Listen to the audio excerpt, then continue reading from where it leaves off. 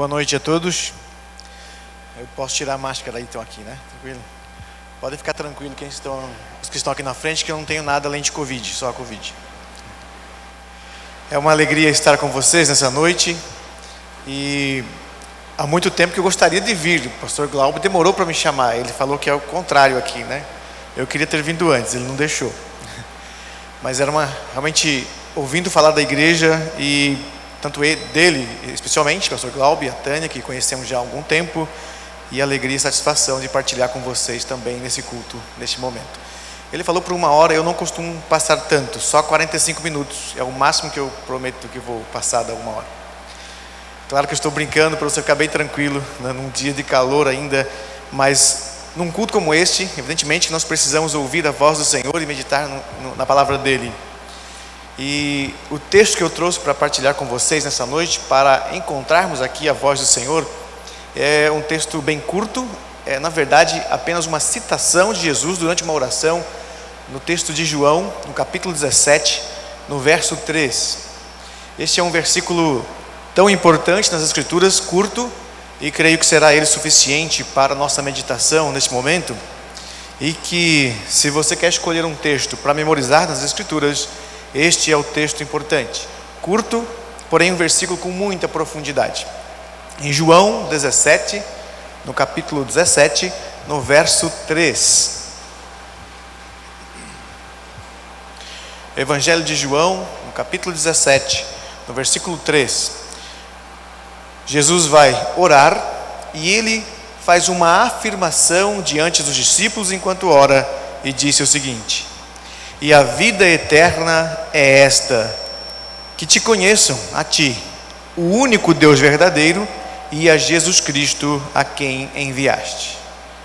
Eu espero que a compreensão dessas palavras nos aproxime do Senhor. Portanto, tenho algumas perguntas para esta meditação e depois a explicação deste verso, mas que você deve responder ao Senhor como uma mensagem, não uma mensagem que você tem que responder a mim. Eu quero ser apenas um instrumento para o entendimento, mas responder a Deus. Então as perguntas servem como uma reflexão. Então preste bem atenção nisto. Qual é o grande objetivo da sua vida? Qual é o grande objetivo que você tem na vida? E aqui não estou falando daqueles pequenos objetivos que você tem em muitas áreas da sua vida, mas pergunto sobre aquele que faz você acordar todos os dias e viver a vida e perceber que ela vale a pena, que vale a pena passar por um mundo de sofrimentos, enfrentar tribulações, angústias, perseguições, porque há um objetivo que vai além de tudo, ele norteia todos os outros. Qual é? Se você hoje responder ao Senhor, não, eu não tenho um objetivo assim, que é tão grande, que norteia toda a minha vida, eu espero que você termine esta noite tendo um. Se você tem vários objetivos, mas que não aquele que o Senhor quer que você tenha, que você também termine essa noite repensando as razões pelas quais você existe, o que te faz movimentar, buscar alguma coisa nessa terra. Então uma pergunta bem simples para que você possa responder ao Senhor depois dessa meditação. Qual é o grande objetivo da sua vida, que determina a direção de todos os outros e de todas as suas ações? Você vive e também seria capaz de morrer para alcançar este objetivo. Com isso em mente, eu queria convidá-lo a orar mais uma vez e nos colocarmos diante de Deus para a compreensão dessas palavras, para respondermos esta pergunta ao Senhor. Oremos comigo. Senhor nosso Deus, alegro-me neste momento por estar neste culto e na comunhão destes irmãos, meditar na Tua palavra. Que seja ela um bálsamo para o nosso espírito e para todos aqueles que estão sedentos de direção. Que seja um cálice de esperança para vivermos neste mundo caído, perverso. Que seja corretiva para que deixemos o caminho mau e andemos no caminho certo, o caminho eterno, o caminho do Senhor. Pois como os insetos na escuridão são atraídos pela luz da vela, somos também iludidos pela glória que há neste mundo e incentivados a buscarmos tantas coisas que não a sua glória, não o seu nome. Ofuscados por uma centelha de luz, somos impulsivos, tentamos encontrar uma fagulha de felicidade naquilo que valorizamos, que buscamos todos os dias, encontrar um sentido para esta vida mortal, para a nossa existência. Andamos de um lado para o outro, tentando buscar um teor de felicidade e nos esquecemos do Senhor. Nosso Deus, tire-nos dos porões caliginosos de nossos egos, para vermos a glória do Senhor. Como o sol triunfante que dispersa a noite todas as manhãs, ilumine os nossos olhos, para que longe das trevas possamos ver a Tua luz e fazer a Tua vontade. Confronte as nossas vidas com a Sua palavra, é o que nós pedimos em nome de Jesus. Amém. Este verso que que temos aqui no Evangelho de João, é um verso que Jesus disse isso durante uma oração diante dos discípulos. É uma frase bem curta, porém de grande profundidade. Quero relembrá-los que é uma narrativa em que João coloca algumas personagens no seu evangelho. Jesus é a personagem principal que serve a ceia aos discípulos e é a última noite com eles, depois de alguns anos. Os discípulos então, naquela ceia, naquela Páscoa, viram o traidor ser manifestado, que ao deixar aquele jantar vai anunciar aos magistrais a prisão de Jesus. Então Jesus agora sabe que é uma contagem regressiva para a sua prisão, para a sua tortura e morte. Ele então chama os discípulos e faz um discurso longo. E nesse discurso ele disse: eu vou partir e vocês vão ficar aqui. Isso trouxe um temor enorme aos discípulos. Se o Senhor vai partir, o que vai ser das nossas vidas? O que vamos ficar fazendo aqui? E Jesus ainda acrescentou naquele discurso: se perseguiram a mim, perseguirão a vós também. Eles vão entrar em suas casas, vão amarrar vocês, vão torturar vocês e vão perseguir por causa do meu nome. E neste mundo, o que resta a vocês senão a aflição? Vocês precisam ter bom ânimo, eu venci o mundo, mas o mundo terá muita aflição. E deixarei vocês aqui. Então aquele pavor que inundou o coração de cada um daqueles discípulos fez com que ele questionasse o que valeu a pena. E o que vale a pena nessa vida que tem tanto sofrimento? Jesus, percebendo que aqueles discípulos então se sentiam órfãos, abandonados, sem esperança, aterrorizados, Jesus disse: antes de partirmos para o Monte das Oliveiras, eu quero orar com vocês. Então os discípulos observam Jesus a orar. E naquela oração, Jesus então, que é o capítulo 17, observe os versos que antecedem o versículo 3. Tendo Jesus falado estas coisas, levantou os olhos do céu e disse: é chegada a hora, glorifica o teu filho, para que o filho te glorifique a ti, assim como lhe conferistes autoridade sobre toda a carne, a fim de que ele conceda a vida eterna os que lhe deste. A oração de Jesus foi uma introdução em que ele disse: Senhor, eu estou partindo, chegou a hora de glorificar o filho. Glorifique o filho, para que também sejam glorificados todos aqueles que me seguiram, que o Senhor me deu, para que eles possam receber vida eterna. Os discípulos ouviram Jesus dizer isto a Deus. E quando Jesus fala isto, Jesus faz uma definição do que é vida eterna.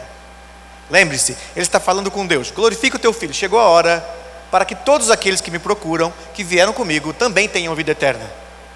E aí ele para e diz: e a vida eterna é essa. Ou seja, que fique claro para todos aqueles que me ouvem o que é vida eterna, o que é seguir o Cristo, o que é ter um objetivo que vai além da própria vida, além das conquistas terrenas, temporárias, efêmeras e passageiras. Há um objetivo maior que faz com que você viva a vida e buscando algo além das coisas que nós vemos.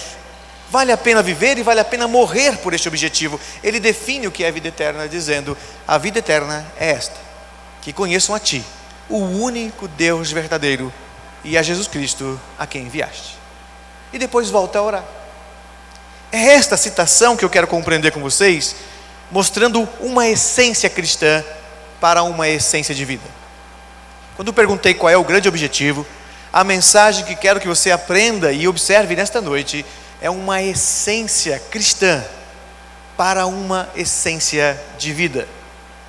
O que dá sentido à vida, à existência? Qual é a essência que Cristo queria que os seus discípulos percebessem e Ele ainda quer que você e eu hoje percebamos? Qual é a essência da vida? Qual é o objetivo? Qual é o sentido? Conhecer a Deus, o único Deus verdadeiro, e a Jesus Cristo que Ele enviou. Este é o grande objetivo da vida. Essa é a essência cristã para uma essência de vida. Observe alguns versículos importantes no capítulo 16.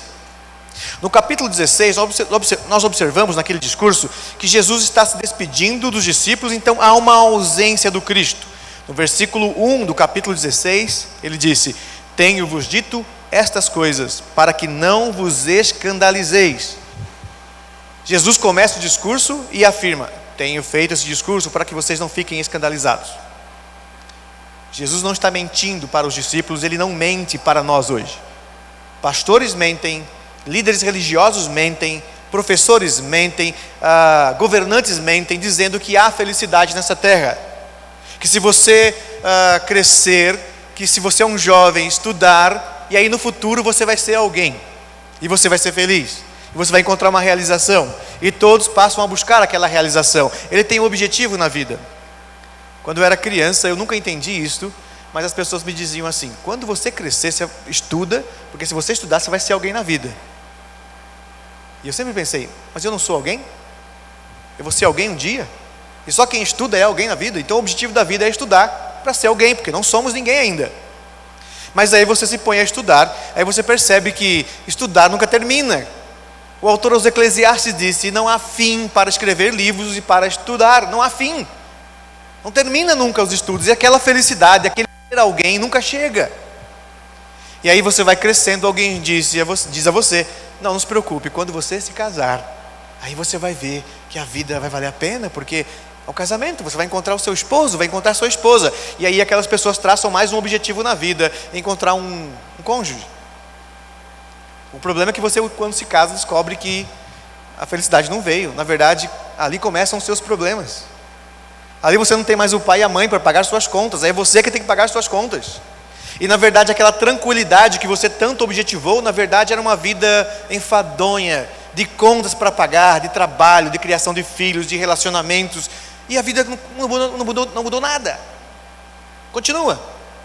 Aí as pessoas dizem a você: não, você precisa economizar e fazer uma especialização para melhorar o seu salário, e aí você vai encontrar uma felicidade. Você tem que ter esse objetivo, e você se empenha então para estudar, trabalhar, ser promovido e chegar a um status na sua carreira ou nos relacionamentos sociais onde vai valer a pena. E quando você chega lá, descobre que não há fim também. Há pessoas que sabem mais do que você, ganham mais dinheiro do que você, viajam mais do que você, e aquela inveja ou a soberba continua. Você sai buscando objetivos que eu quero tanto aquilo, porque quando eu chegar lá serei respeitado, serei famoso. É uma soberba.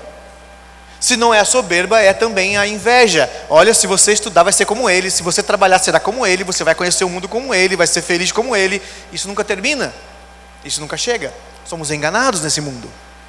E vem Jesus e diz aos discípulos: o mundo é sofrimento. E por que vale a pena viver no mundo de sofrimento? Que tem trabalho, responsabilidades, até o último dia de sua vida é uma vida de luta. Por que ainda assim vale a pena? Jesus disse: porque se você estiver me seguindo, você herdará uma vida eterna. Essa é passageira. Todos os objetivos são passageiros, mas tem um que é eterno. Tem um que sobrevive à sepultura, que você morre e aí ele começa. Se tudo der errado nessa terra, ele continuará intacto te aguardando lá no céu. Isto é vida eterna. Esta é a vida que vale a pena viver. É um objetivo que vale a pena perseguir. É isso que ele está dizendo. No verso 6, ele também disse, no verso 6 do capítulo 16: pelo contrário, porque vos tenho dito estas coisas, quando ele falou que ia partir, porque tenho vos dito estas coisas, a tristeza encheu o vosso coração. Quando Jesus disse: o objetivo da vida não é a vida terrena, vocês ficaram tristes. Quando disse que o paraíso não é aqui, vocês se entristeceram. Observe no verso 20 do capítulo 16 ainda, que Jesus diz a ele: em verdade vos digo que chorareis e vos lamentareis, e o mundo se alegrará. Vós ficareis tristes, mas a vossa tristeza se converterá em alegria. Vocês estão tristes agora porque perceberam que esta vida termina, que não dura muito, que as coisas são rápidas. Aquilo que te dá alegria hoje não dura. O alimento que comeu hoje pela manhã não mata a fome da noite. Você precisa continuar correndo. A vida é assim, a vida mortal é assim. E por que vocês estão tristes? Será que vocês não compreenderam que o fim da vida não é a sepultura? Esta é a vida daqueles que não me conheceram. Aqueles que me conheceram, que o Pai me deu, Ele dará a vida eterna. E o que é a vida eterna?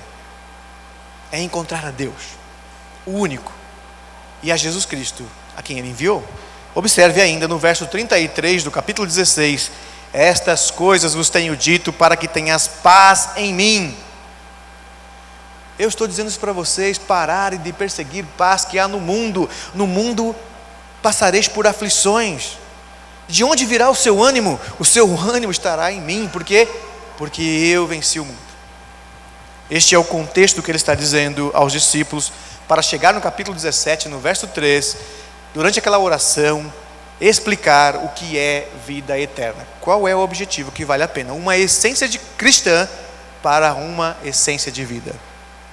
Guarde o que está nesse verso 3, que viver para a glória de Deus é encontrar um objetivo que vale além da vida. Não é difícil memorizar a verdade desse verso. Viver para a glória de Deus é encontrar um objetivo que vale além da vida. Não há riqueza, não há glória, não há posição, não há relacionamento, não há experiência nessa terra que não seja passageira. Tudo passa. Um dia nós vamos perceber que tudo ficará aqui. Não levaremos conosco nada, nenhum centavo. Mas aquele que encontrou a glória eterna, tudo que ele viver em prol disso passa pela sepultura. É eterno, não fica aqui, não é passageiro. É a vida que vale a pena, vale além da vida. Então observe uma essência cristã para uma consciência de vida, de que viver para a glória de Deus é encontrar um objetivo que vale além da vida. Agora, se olharmos para este verso, você tem o hábito de rabiscar a Bíblia, que não tem problema. Você pode fazer isso nesse verso, dividindo ele da seguinte maneira: a explicação de Jesus começa com a essência da vida, a vida eterna, uma vez que no versículo 2 ele disse que rogou ao Pai, que assim como o Pai deu a ele, a essas pessoas, e que ele conceda então vida eterna a essas pessoas, esse é o rogo. Ele define: se eu quero dar vida eterna a eles, que eles então entendam o que é a vida, o que é vida eterna. Então o verso começa: e a vida eterna é esta. Há uma prerrogativa na mente de Jesus sobre o que é vida, vida efêmera, e o que é vida eterna, que não passa. Então esta é a primeira parte do versículo que eu quero dividir nessa nossa meditação. Primeiramente, a vida é passageira, mas é uma dádiva. A vida, ela é passageira, mas é uma dádiva. É isso que Jesus tinha em mente. Todos nós, quando olhamos para a essência mortal que carregamos, nós podemos ter duas observações. A primeira delas, e peço licença a vocês para de vez em quando alfinetar nossas costelas espirituais. Depois o pastor Glauber vai consertar tudo que eu estiver falando aqui em vocês, não se preocupe. Mas temos duas interpretações, às vezes, como cristãos, que somos levados a pensar de forma não bíblica, diferente de como Jesus. Eu queria alertá-los sobre isto, sobre a vida. A vida é passageira, mas ela é uma dádiva. No ambiente cristão, nós temos pessoas que desprezam a vida, como se ela não tivesse valor algum. Num discurso que quer fazer você desprezar a vida, não amar essa terra, então a intenção é boa, para que você não se torne idólatra. Cristãos então desvalorizam a vida não vale nada. A vida não serve, se você morrer não tem problema nenhum. Mas eu vou perguntar, quantos aqui não teria nenhum problema em morrer hoje? Seja honesto no seu coração. Então nós vamos confiando às vezes em discursos e aceitando ele como verdade, mas ninguém concorda no coração. Quem partir hoje? Você vai a um funeral de cristãos, e o funeral de cristão as pessoas dizem assim: não, a vida não é nada mesmo, a vida é assim mesmo, é passageira, é um vapor, então não vale nada. Como não vale nada? A vida é o que nós temos de mais valoroso, importante. Aí naquele funeral, isso não vale nada, você quer ir junto com o morto agora? Não, eu não. Como que não vale nada e você não quer ir? Então, em primeira instância, nós temos pessoas que entendem que a vida não vale nada, porque se você der valor à vida, não é cristão. E quem te deu a vida? Deus. Como nós podemos desvalorizar algo que Ele nos deu? A vida é um presente, é uma dádiva de Deus e tem muito valor. Porém, em contraposto a isso, nós temos aqueles cristãos que valorizam demais a vida, dizendo: é este mundo, então nós temos que viver aqui para sempre, é este mundo que Deus vai transformar num paraíso e ninguém aqui vai partir, então você precisa se apegar a esta terra. Isto é igualmente errado. Por quê? Porque quando valorizamos demais a vida, nos esquecemos de que somos mortais, de que somos pó da terra e ao pó voltaremos, e nos tornamos idólatras da vida. É tão errado de desprezar a vida quanto é errado amar demais a vida. O que Jesus tinha em mente é que a vida é passageira, e Ele disse: eu vou dizer para vocês o que é a vida eterna, porque a vida vai passar. A passageira termina, mas tem uma que não termina. Então, para você e para mim, nessa noite, devemos pensar nisso. A vida é passageira, mas ela é uma dádiva. Uma dádiva, quando Jesus disse: a vida eterna é esta. Eu vou definir a diferença entre as vidas. Primeiro, nós podemos lembrar alguns versos bíblicos sobre isto. Em Eclesiastes capítulo 7, no verso 2, um texto muito conhecido, em que o sábio, ao meditar sobre o valor da vida, ele disse: é melhor ir à casa onde há luto do que à casa onde há banquete. Porque o sábio diria: há mais sabedoria no luto, no funeral, do que na casa onde há banquete. Ele explica: porque onde há o banquete as pessoas não pensam sobre a vida, e onde há a morte as pessoas pensam sobre o que vale a vida. Então ele estava falando uma questão de sabedoria. Quando você vai a um funeral, você percebe: a vida passa, a vida termina. Então, que sentido tem se todos nós morreremos, se não houver vida eterna?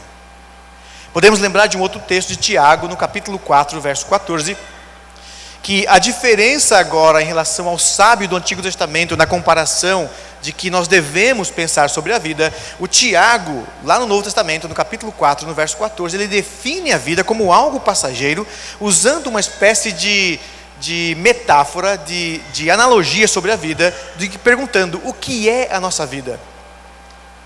Se nós não podemos determinar o amanhã, o que é a vida? Sois apenas, ele diz, uma neblina, um vapor, que mal começa a sair e já se dissipa. A vida é passageira.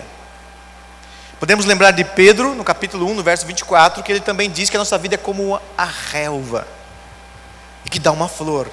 E o que acontece? Essa relva não dura para sempre, ela murcha, e murcha também a flor, e toda a sua glória se dissipa. Podemos lembrar também de Hebreus, no capítulo 9, no verso 27, que diz que todo homem vai morrer. Há uma morte esperando todos, e há também depois da morte um juízo. Assim como todos devemos morrer, devemos comparecer perante o tribunal de Deus. Inevitável. Todos que estão aqui nessa noite vão morrer. Sua vida vai passar um dia. É passageira. Isso não significa que ela não vale nada. Então, uma maneira de percebermos a vida, que eu gostaria que você tivesse, o que estava na mente de Jesus, é que a vida é um presente, mas ela é passageira. E se a vida é um presente que Deus deu para que você sentisse falta de algo mais. Quando nós experimentamos a vida com Cristo, nós queremos mais. Não pode ser só isto. Então nós somos levados até a porta do céu e bater: Senhor, é só isto? Se tem alguém aqui que tem mais de 50, 60 ou 70, quanto mais anos você vai acumulando, você sabe que não vai viver para sempre. Então aqueles que têm lá 60, 70, 80, eles já começam a se preparar e dizem assim: olha, eu não vi ninguém passar de 100, ninguém da minha família passou dos 90, então eu já sei que vou partir logo. Ele já começa a ficar preocupado. Entretanto, os jovens que estão aqui, você que está aqui, que é um infante ainda, que tem menos de 10, presta atenção, isso é extremamente importante. Eu já fui com os meus filhos crianças no cemitério, simplesmente para falar com eles assim: olha, quantos anos morreu? E ele ia lá e fazia a conta. Morreu com 50 anos. E agora esse aqui? Aí de repente ele se assustou na primeira vez que fizemos isto: esse aqui morreu com a minha idade, 7 anos. Sim. Os jovens pensam que são mortais, porque eles começam a calcular a vida. Eu ainda tenho 60 anos pela frente, 70 anos pela frente. A nossa vida pode acabar num instante. Portanto, a vida é um presente. E por que Deus daria um presente tão bom quanto esse, que ninguém quer largar, e depois diria, mas eu vou tomar ele de você?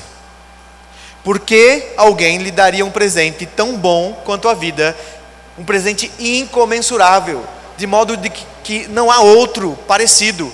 Uma pessoa nos últimos dias de vida daria toda a sua fortuna em troca de uma semana a mais, de um mês a mais, quando ele começa a calcular o valor da vida. Porque Deus daria um presente tão grande e depois diria, é por pouco tempo, e eu vou tomar de volta. Eu dei e eu pedirei de volta. Por que Deus faria isto? Se não para você pedir um pouco mais.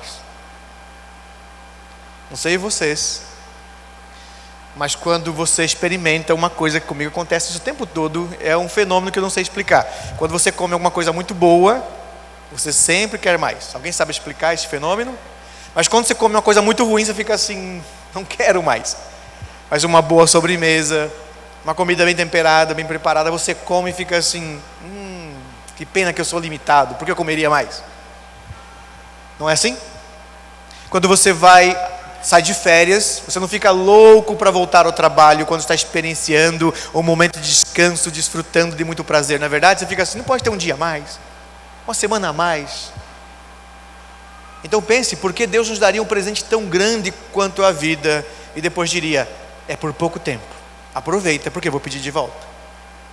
Se não fosse para você pedir mais. Nós que experienciamos a vida e vamos nos aproximando da morte, e você vai na porta de Deus e bate, Senhor, não tem mais, só mais uma semana, só mais um mês, só mais um ano, Senhor. E Deus diz, não. E aí, já imaginou como seria a vida se nós não conhecêssemos o Cristo? Nós viveríamos de fato com temor como aqueles discípulos. Jesus, é só isto, e agora é perseguição e morte. Mas aí vem Jesus e diz, não, há uma vida eterna, e a vida eterna é essa.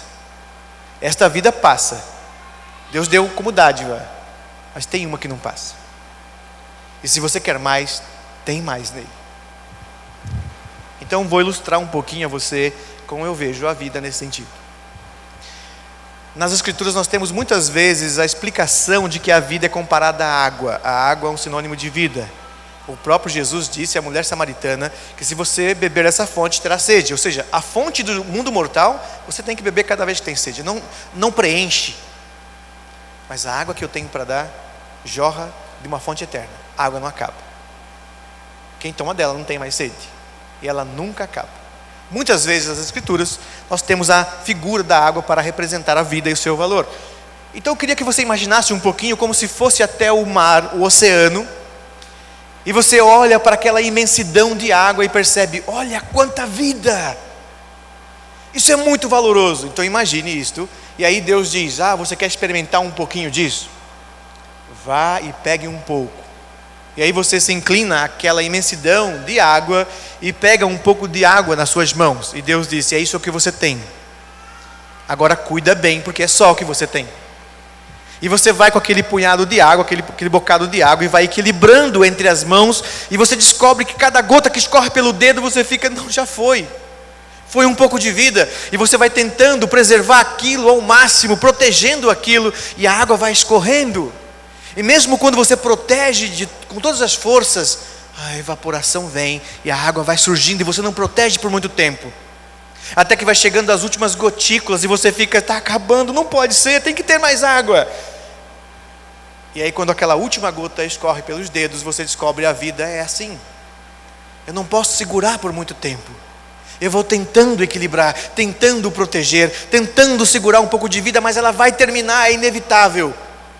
Mas quando aquela última gota de água acaba, Deus olha para você e diz, acabou a sua água? Agora olha para esta imensidão do mar. Essa é a vida eterna, não acaba. E você não vai precisar mais ficar segurando aquela água, que você deu tanto valor, que cada gota que você preservou porque amou, porque sabia que aquilo era um presente incomensurável. Se você não entender o valor da vida, jamais vai bater na porta do céu desejando mais. Mas se você entender que a vida é um presente, e você conheceu o Cristo como Ele disse o que é a vida eterna, você vai dizer assim, esta acaba, mas tem mais. E tem mais de uma natureza que eu não vou mais precisar me equilibrar. Não vou mais precisar proteger do mal. E essa água sacia de tal maneira que não precisarei buscar mais. É isso que Jesus está definindo como a vida eterna é essa. Você e eu precisamos pensar nessa noite o que é a vida, e que a vida é passageira, mas ela é uma dádiva para compreender a essência cristã, para uma essência de vida, e vivermos buscando apenas o objetivo de conhecer a Deus e a Jesus Cristo nessa vida, porque teremos a vida eterna. A vida é como esta água que tentamos segurar pelos dedos, que escorre, mas bateremos na porta do céu por conhecermos a Deus e a Jesus, e sabemos que lá há uma fonte de vida que não se esgota, não acaba. A vida é o durante. O durante Deus nos deu para que você possa conceber o antes e desejar o depois.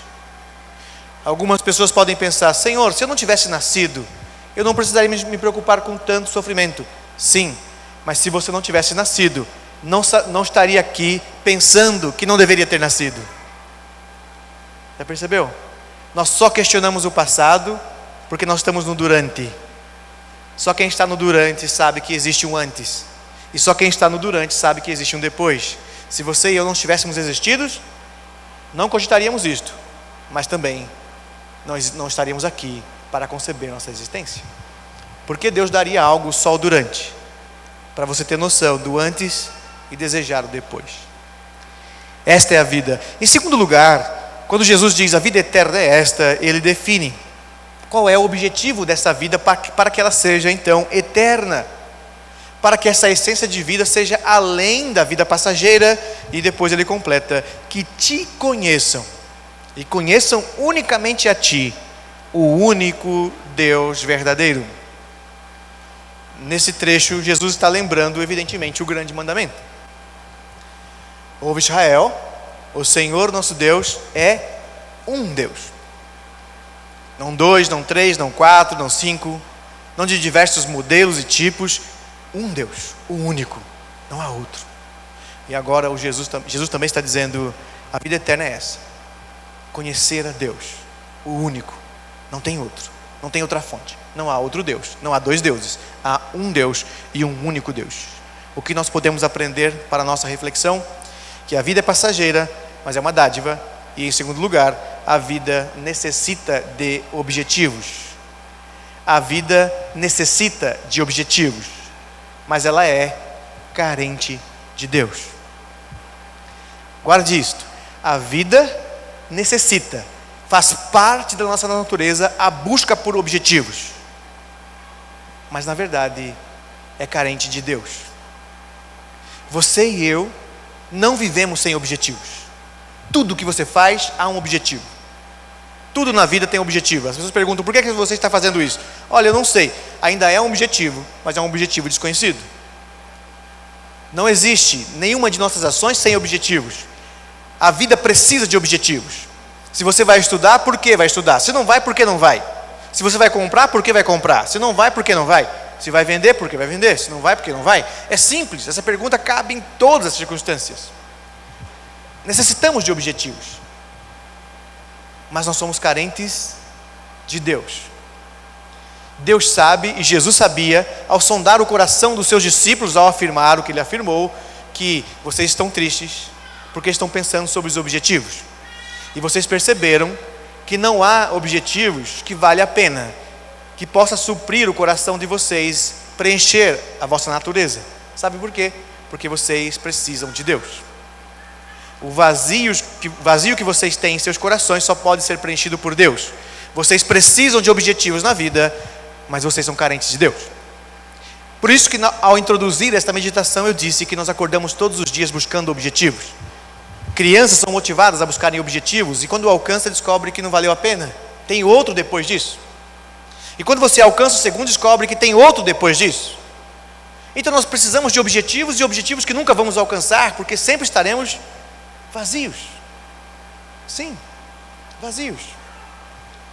Quantas pessoas você já ouviu ou conheceu que depositaram todo o seu objetivo na riqueza, e quando ficou rico descobriu que tem gente mais rica do que ele? E agora a inveja entra no coração e ele precisa buscar mais riqueza. Não há fim, não há contentamento para o homem. E por quê? Porque nós precisamos de Deus. O homem que não conheceu a Deus, o único Deus, continuará vazio, tentando preencher com coisas passageiras, da vida passageira, e quando ele chegar no último dia da vida, ele vai descobrir que nada valeu a pena. Quando eu ainda pastoreava em São Paulo, já faz um tempo, mais de 12 anos, porque estou há 11 em São José dos Campos. E quando eu pastoreava em São Paulo, uma irmã de nossa igreja ligou e disse assim: pastor, eu tenho um parente que está nas últimas no hospital, e ele me perguntou se o meu pastor poderia visitá-lo. Eu disse: claro, sem problema, vou lá visitá-lo. E quando cheguei lá, esse parente deste membro da igreja, dessa senhora, ele estava lá de fato nas últimas, ele já sabia que ia partir, e ele disse assim: olha, eu pedi para que viesse um pastor batista, porque eu queria me garantir. Porque já veio aqui um padre, já veio aqui um espírita, já veio aqui um membro do candomblé, de uma igreja pentecostal, de uma igreja tal, e agora eu queria, para me garantir, ou seja, para ter certeza que eu vou entrar no céu, eu quero que um pastor batista também me encomende. Evidentemente que eu disse para ele assim: você conhece a Deus? Você conhece a Jesus? Ah, sim, eu sei quem é. Quem é? Jesus. E quando ele disse, eu falei: se você não conheceu a Jesus, eu lamento dizer para você que você perdeu a sua vida. Você não procurou a Jesus, você não o conheceu, e agora que você vai percebendo que a água escorre pelos dedos e não dá para segurar, que é inevitável, você quer mais, mas não há outra água. Eu lamento dizer a você que é tarde demais. Não pode ser assim, é o que a Bíblia diz.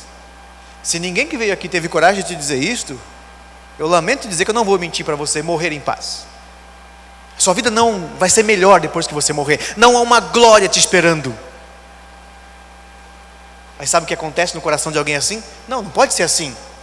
Tem que ter um jeito. Porque o fulano de tal que veio aqui diz que se eu fizer isso eu entro. Ele está mentindo para você morrer em paz.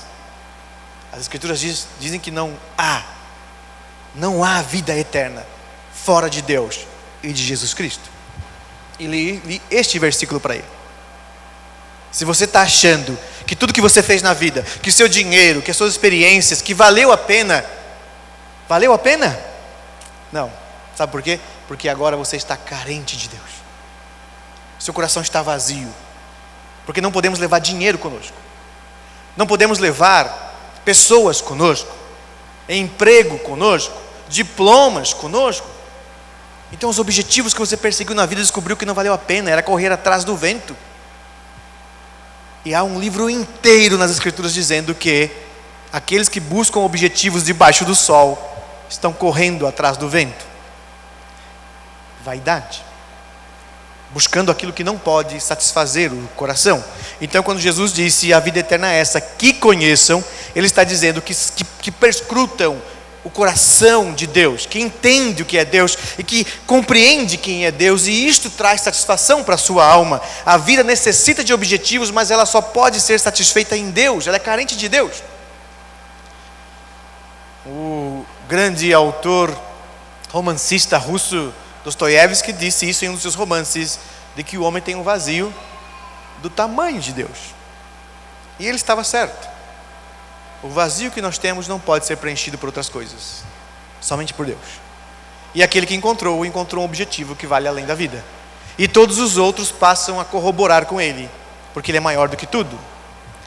Se lembrarmos alguns versos nas escrituras, que eles também tinham essa mentalidade, os apóstolos, os discípulos, vamos lembrar de Paulo no capítulo 15, quando escreveu a carta aos Coríntios.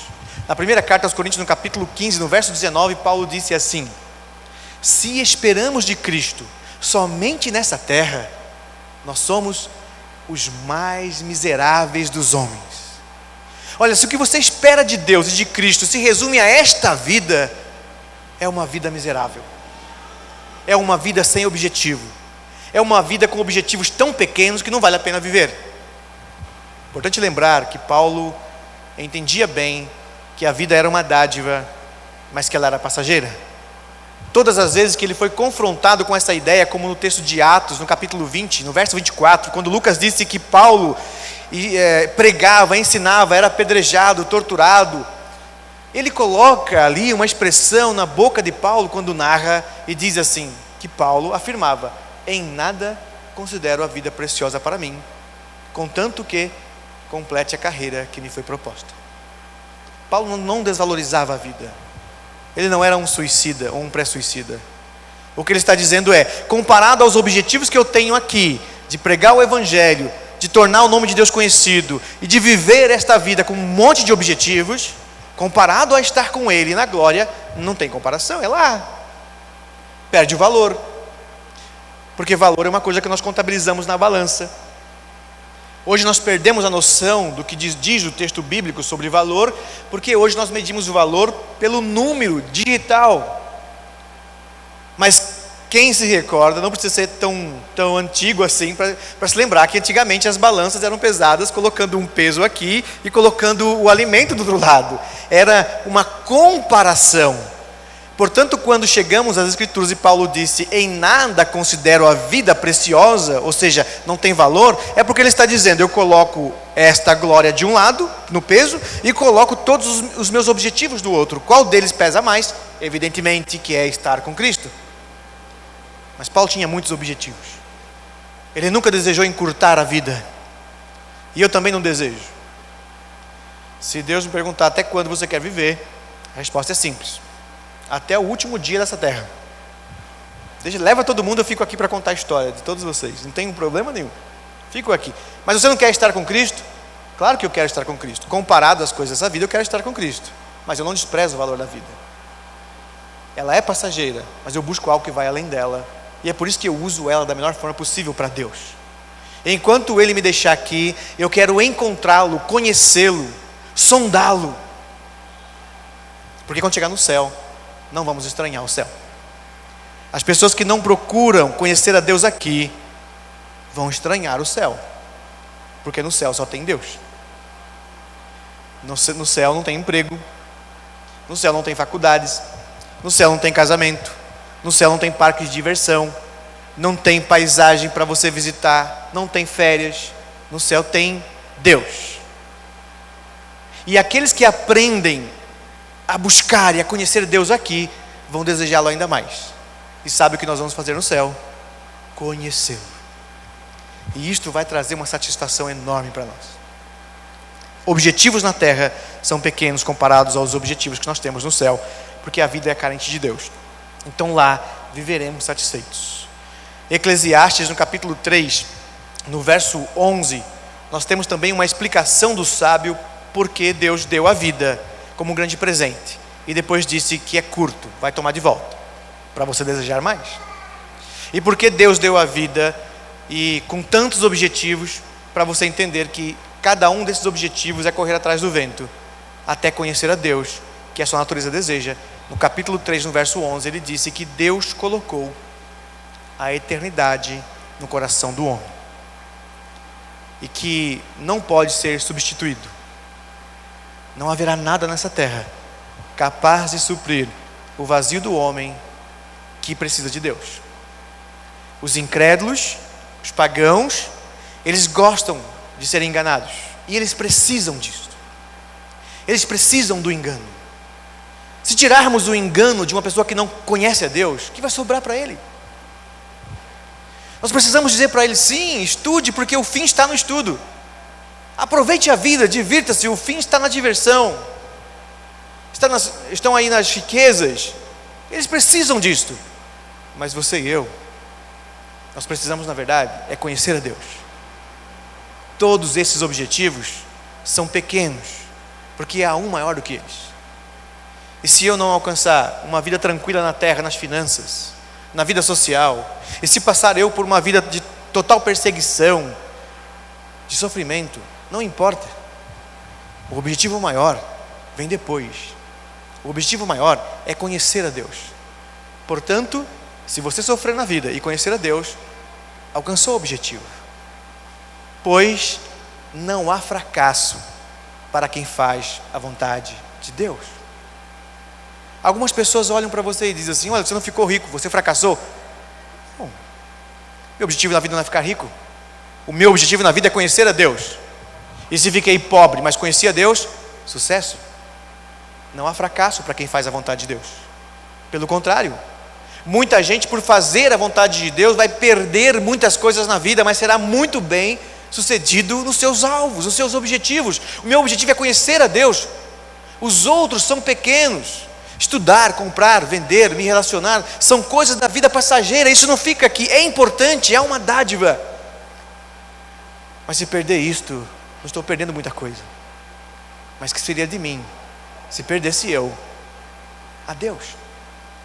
Você já se fez essa pergunta?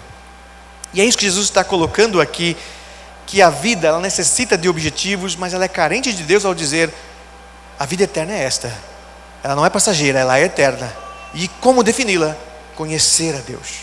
Que te conheçam a ti, o único Deus verdadeiro. Somente para quem sabe para onde ir, importa a direção do vento. As pessoas que têm tantos objetivos, não importa. Mas nós queremos um vento que sopre na direção de Deus. Se uma pessoa me faz uma proposta e eu pergunto no final, qual é o objetivo? O objetivo é este: me faz conhecer a Deus? Não, então não é um vento na direção do meu objetivo maior. É simples. É muito fácil entender qual é a vontade de Deus.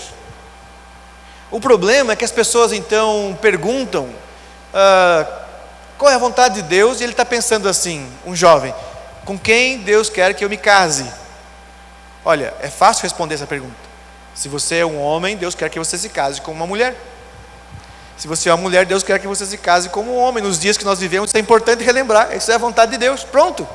Não, mas qual homem e qual mulher? Olha, você escolhe. Você pode casar com quem você quiser, não tem nada proibido. Mas tem que ter muita sabedoria, porque ninguém entra num barco e vai no oceano com um capitão que não sabe navegar. Então, se você é uma mulher, tome cuidado, não entre no barco de qualquer um. É sabedoria, isso depende de você. Se você for uma pessoa tola, vai casar com qualquer um, vai sofrer. Uma pessoa sábia não vai casar com qualquer um, porque vai pensar muito bem antes. Mas é você que escolhe. Eu quero saber, Deus, qual é a sua vontade? Onde devo morar? E Deus diz: você tem um planeta inteiro, você pode morar onde você quiser. Não, eu quero saber em qual país, qual cidade. Você escolhe. Mora em lugar que você quiser. Então, no fundo, podemos responder a pergunta: qual é a vontade de Deus para a minha vida, de forma muito simples. A vontade de Deus para a sua vida é que você o conheça como o único Deus verdadeiro. Esse é o grande objetivo, que se você for lá e perguntar: Senhor, qual é o objetivo da minha vida? Qual é a sua vontade para mim? Que você me conheça, e me conheça em todas as coisas. Você casa com quem quiser, mas o seu casamento é para me conhecer. Você trabalha onde quiser, mas o seu trabalho é para me conhecer. Você mora onde quiser, mas a sua moradia, os seus relacionamentos é para me conhecer. Este é o objetivo da vida. Isso vale além de todas as coisas, e ele vai nortear todas as suas decisões menores, que é da vida do mortal. Por quê? Porque é uma decisão para a vida eterna, é um rumo que te leva à vida eterna, e é isso que Jesus estava dizendo aqui. A vida, ela necessita de objetivos, mas ela é carente de Deus. Deus não pode ser substituído no vazio do coração humano. Uma vida que não é eterna é o maior dos enganos. Guarde isto. Uma vida que não é eterna é o maior dos enganos. Os incrédulos podem viver enganados, nós não. Então, a maneira como quero ilustrar esse trecho, esse ponto, eu queria que você pensasse numa moeda. Imagine que uma moeda, ela tem dois lados, evidentemente. E você tem que tentar equilibrar essa moeda. Ela não para em pé, ela vai tombar para um dos lados quando você coloca ela sobre a mesa. Entretanto, esta moeda que tem dois lados, que vai pender para um deles, se você movimentá-la em direção ao objetivo, ela vai se equilibrar. E enquanto esta moeda buscar um objetivo e você irá empurrar, ela vai se equilibrando e ela seguirá um objetivo. Se essa moeda perder o objetivo, ela vai torcer e vai cair para um dos lados. Com essa figura quero dizer que a nossa vida pende para dois lados em todos os nossos objetivos, se não tivermos um maior do que eles. Ou para a inveja, ou para a soberba. E você tem que perguntar ao seu coração sempre: eu quero comprar um carro. Por quê? Para conhecer a Deus? para ser útil para esta vida mortal e usá-lo e contribuir com meus pequenos objetivos, mas sem substituir meu objetivo maior? Ou é porque meu vizinho tem um carro melhor do que o meu e eu não posso aceitar que ele tem um carro melhor do que o meu? Inveja. Eu quero me casar. Por quê? Porque todos os meus amigos estão casando, só eu estou ficando. Inveja. Eu quero ser advogado. Por quê? Porque eu conheço um monte de advogados, eles são respeitados, são uma boa profissão, então quero ser. Inveja. Tudo que você quer fazer na vida, alguém te perguntar por quê? Por isso, por isso, por isso, por isso, por isso. Inveja, inveja. Você está olhando a vida das outras pessoas e você quer aquilo.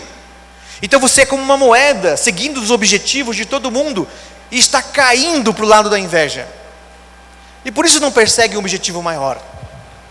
Algumas pessoas então entendem, não é por causa de inveja, não é por isso, é porque eu quero mesmo.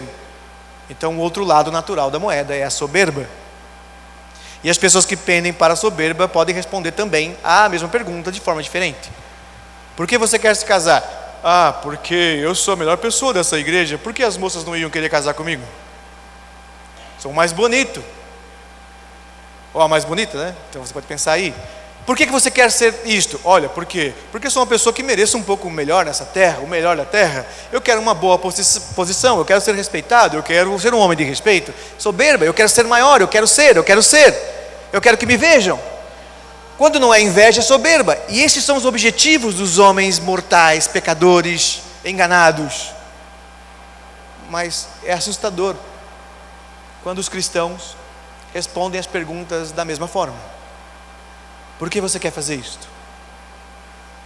Tem que perguntar ao seu coração. Se a resposta vier, é para conhecer o Senhor. E para conhecer o Senhor eu tenho que ter uma profissão. E para ter uma profissão precisa estudar. Para conhecer o Senhor precisa se relacionar, formar uma família. Sim, é uma família que vai conhecer a Deus e dignificá-lo. Eu quero economizar, eu quero investir e ter dinheiro. Para quê? Para conhecer mais o Senhor e servir o seu reino. O Senhor tem que ser a finalidade última.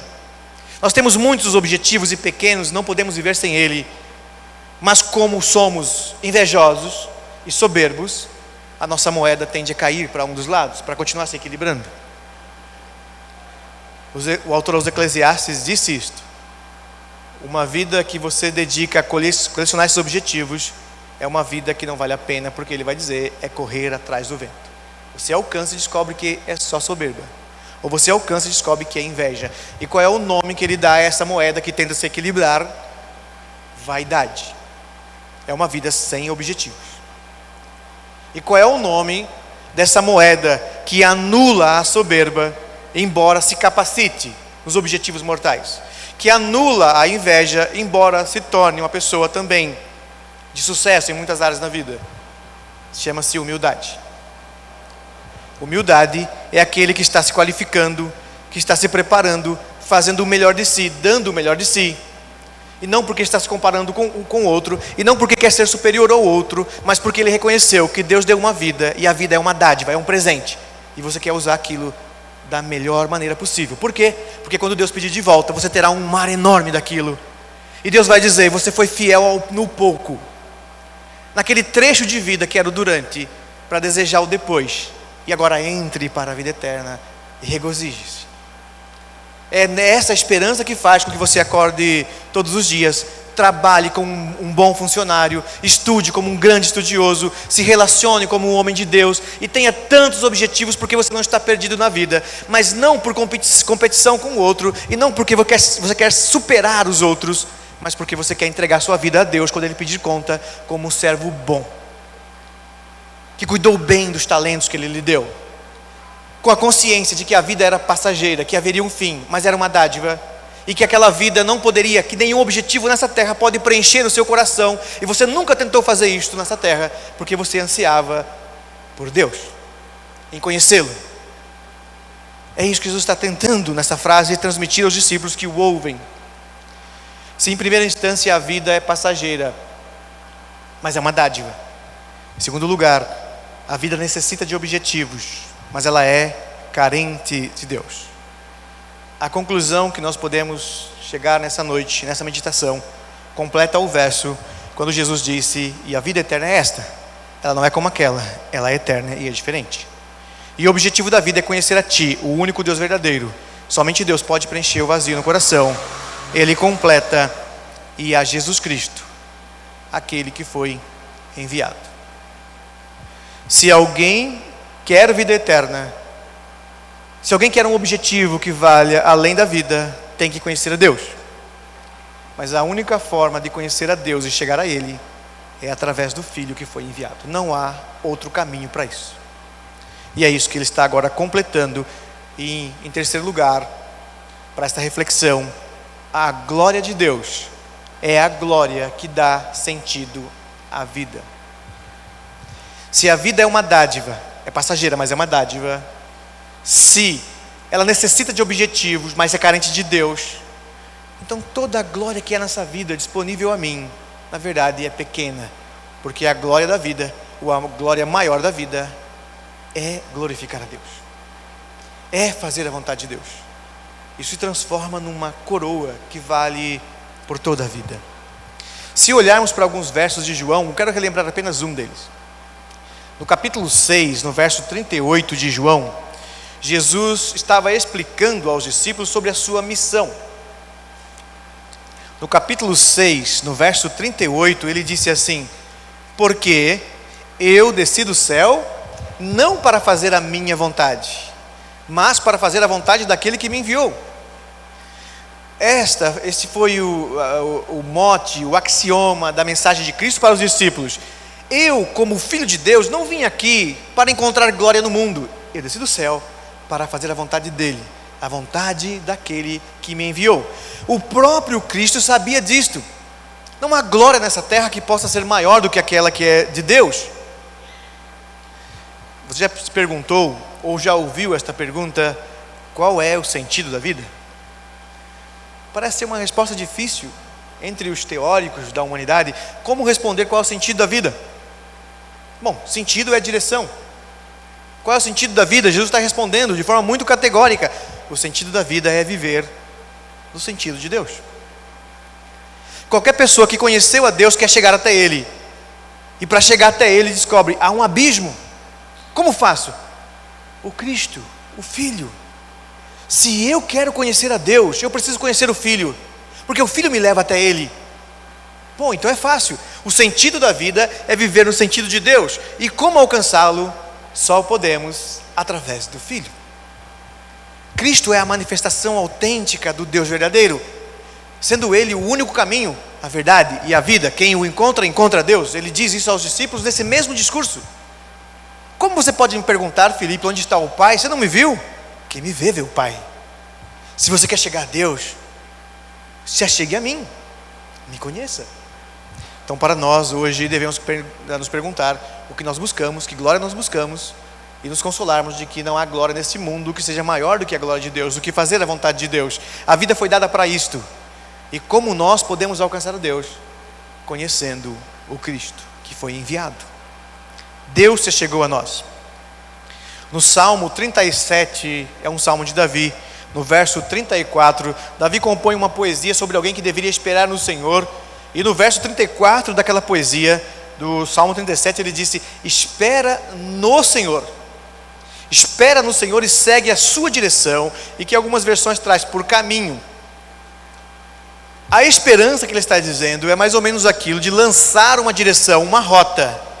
E depois que você lançou essa rota no Senhor, que é a sua esperança, e não é a ideia de esperar, é o esperançar. E esse esperançar que o Salmo está dizendo, que espera no Senhor e ande nos seus caminhos, é a resposta que ele está sugerindo que você deva dar ao seu coração e deva dar a qualquer pessoa que lhe perguntar qual o sentido da vida. Nós estamos em Taubaté e eu não sei precisar aqui, sem olhar o lado externo, o lado que está São José dos Campos, então eu vou chutar que está para lá. Estou certo? Vocês que estão aqui na orientação, São José está para lá. Então, se você pegar um carro hoje, nesse momento, como vou fazer daqui a pouco, se o Senhor permitir, e perguntar para onde você vai, olha, eu estou esperando chegar em São José. Então nunca vai chegar, porque esperar é sentar e ficar parado. Mas se eu disser, eu estou esperançando chegar em São José, você tem que perguntar, bom, se você está esperançando, você deve ter um plano para chegar até lá, porque esperançar eu coloco a minha esperança e tenho que andar numa direção. É um conjunto racional de palavras. Se você está esperançando, se a sua esperança está lá, você não está esperando. E se está esperançando, não está esperando as coisas acontecerem. Então qual é o seu plano? Qual é a rota? Qual é a direção? Quais são as ações? Como você vai chegar lá? Então eu responderia a você: eu não estou esperando chegar em São José. Eu estou esperançando. Há uma esperança de que no final desta noite estarei com minha família lá em São José dos Campos. E se você me perguntar, onde fica? Naquela direção. E o que vai fazer para chegar até lá? Eu pretendo dar partida no carro e acelerar esse carro até pela Dutra naquela direção. É simples. O que eu estou esperançando determina a minha rota e determina todas as minhas escolhas. Eu não vou a pé porque sei que não posso chegar. E nem vou naquela direção porque sei que estou na direção oposta. Então, uma vez que eu coloco a esperança, se espera a pergunta: o que vai fazer para chegar até lá? Quando Davi compõe esse verso, espera no Senhor e ande neste caminho, quer dizer, olha onde está o Senhor e trace uma rota para chegar até Ele. O que Jesus tem em mente ao dizer: a vida eterna é essa, não é como aquela, que conheçam a Ti, este é o objetivo, alcançar a Deus.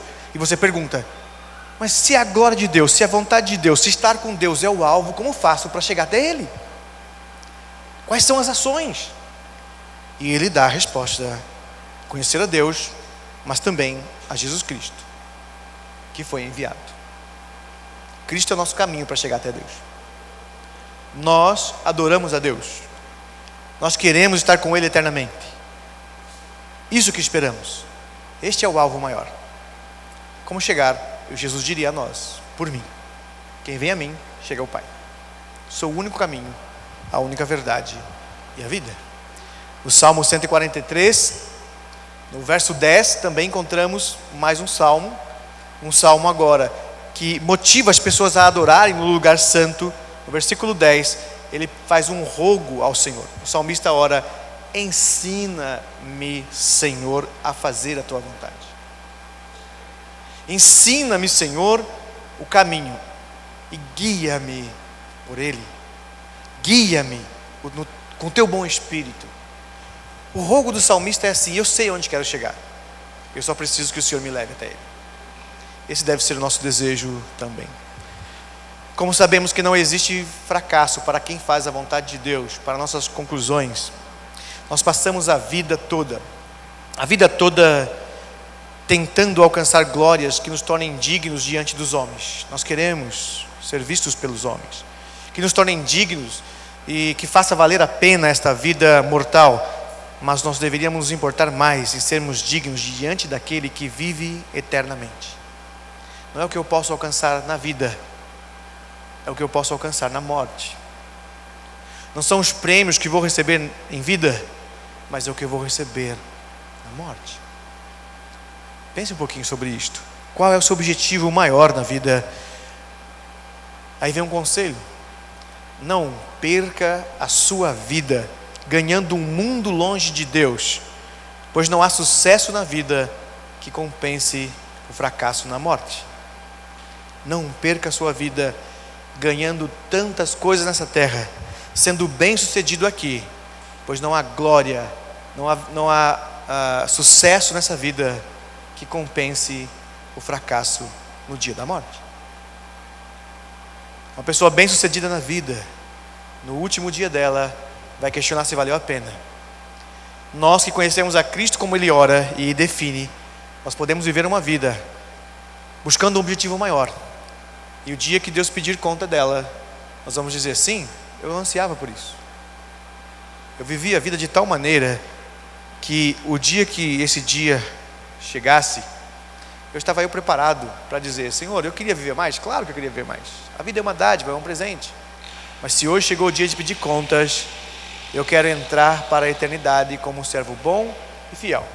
Foi fiel no pouco e agora pode gozar do muito. Porque sempre busquei a glória do Senhor. Não fui ofuscado pela glória do mundo. A glória do mundo são fagulhas para você desejar algo maior. Portanto, o que Jesus está dizendo: e a vida eterna é esta, que conheçam a Ti, o único Deus verdadeiro, e a Jesus Cristo a quem enviaste. No coração ansioso, temeroso e aflito dos discípulos, havia essa resposta: que a vida é passageira, mas é uma dádiva. Mesmo que esteja em sofrimento, ainda é presente de Deus. que a vida carece de objetivo, necessita de objetivos, e por isso que vocês estão questionando a ausência deles. Mas não pode ser preenchida a não ser pelo Deus verdadeiro. Ela carece de Deus, é carente de Deus. E que não há glória nessa vida que compense mais do que a glória de Deus. Tem que conhecer a Deus, e para chegar a Ele tem que viver para Cristo. Quem vive para Cristo, vive para a glória de Deus, e alcança um objetivo que vale mais do que a vida. Esses homens compreenderam de tal maneira que eles viveram e morreram tendo um objetivo maior do que a existência deles. Então eu pergunto a você novamente, uma essência cristã para uma consciência da vida. Devemos conceber que viver para a glória de Deus é encontrar um objetivo que vale além da vida. Qual é o seu grande objetivo? Aquele que determina todos os outros. Aquele que te faz acordar quando as coisas estão boas, mas também te faz acordar quando as coisas estão ruins. Que te faz buscar seus objetivos e viver de uma maneira saudável para a glória de Deus quando as coisas são favoráveis, mas quando também os ventos sopram contrário. Porque seu objetivo não é isso. O que nós perdemos nessa vida são migalhas do que nós temos no céu. Qual é o seu grande objetivo? Você tem que responder isto ao Senhor no seu coração. E aí nós podemos mais uma vez, então, orarmos e confrontarmos as nossas almas. E nós podemos fazer isto com o objetivo em todos os momentos. Se você tiver qualquer angústia perturbando a sua mente neste exato momento, você pode perguntar à sua alma: mas espera aí, qual é o seu objetivo? Fulano de tal está te perseguindo. Sim, mas qual é o seu objetivo? Ser adorado pelas pessoas ou é glorificar a Deus? Porque se for glorificar a Deus e alguém estiver te perseguindo porque você é justo, isso glorifica a Deus. Se você tiver uma decepção ainda hoje ou amanhã, porque as coisas não aconteceram como você e a sua alma se entristecer, pergunte a ela: qual é o seu objetivo? E se a sua alma responder: é glorificar a Deus, então se alegre, porque tudo que nós perdemos aqui é nada, e a sua alma voltará a glorificar a Deus, se alegrar em Deus. Então nós podemos fazer essa pergunta o tempo todo. E se a sua alma responder: eu não sei, não tem outro objetivo além desse, sem este objetivo não vale a pena viver, confronte a sua alma. A vida eterna não é essa. A vida eterna é conhecer a Deus e a Jesus. Este é o objetivo maior. Os outros, alguns vamos conquistar, outros falharemos, mas nenhum deles pode substituir a glória que nos espera lá no céu. Vamos então orar mais uma vez.